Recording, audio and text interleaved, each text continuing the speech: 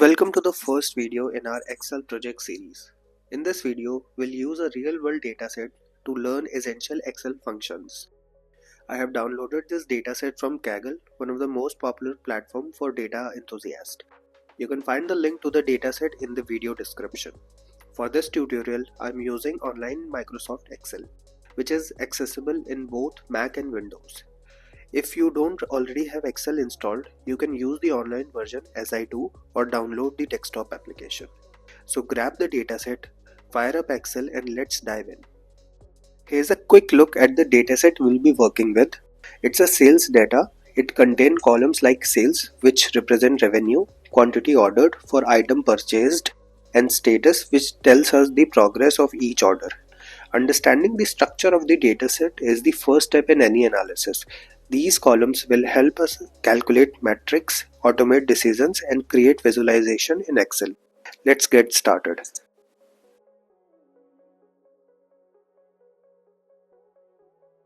To calculate the total sales, I am using sum function and I have selected the E2 column and dragged till E5 column to find the total sum between the selected cells. And here is the result.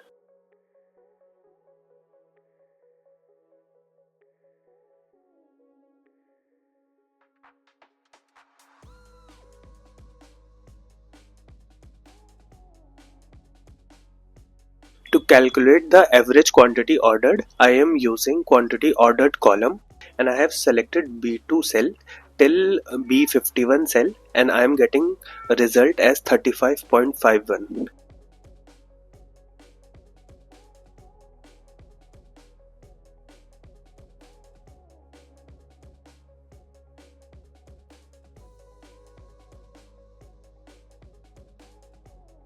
And similarly, you can see how we use count function in Excel.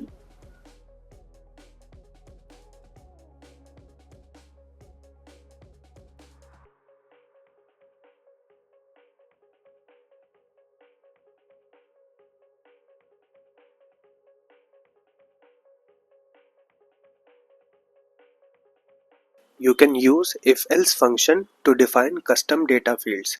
For example, in my dataset, I have a column named deal size and it contained data for the size of the shipment. And I'm using this column to define the priority. If, for example, if the deal size is large, then I'm setting the priority is high. If the deal size is medium, then the priority will be medium priority. And if the deal size is small, then the priority will be low priority. So to do this, I have selected the Y2 column, and if the value in the Y2 column is large, then the data will be automatically get the high priority. And then I have used a nested if condition and I have selected the Y2 column again to see whether the value is medium or small. If the value is medium, then this value will be selected as medium priority, and if the value is not medium, then it will automatically go to the low priority. That's how we define and use if nested if else condition in Excel.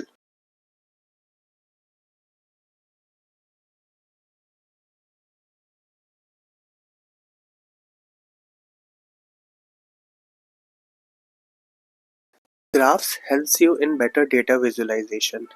To do this, I have just go to Insert tab and select the desired graph that you want to plot. For this example, I have selected a bar graph to plot a relationship between different data points. For this, I have selected product line as one of my data point and sales data as my another data point to show the relationship between these two columns. I have selected product line in my horizontal axis and sales data in my vertical axis to show the relationship. Now, once you select the data, you can make multiple modifications that enhances the insights and make your data analysis better. For example, you can change the chart title, legends, horizontal axis, vertical axis that you want to show, and also add multiple columns instead of just using two columns. Currently, I'm just changing the chart title name to sales versus product line.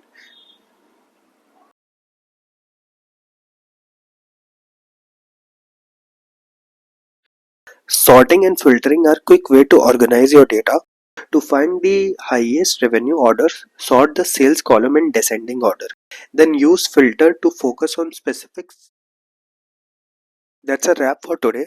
We have covered essential Excel functions like sum, average, and count, learned to automate decision with if and nested if conditions, and explored sorting, filtering, and creating visualizations.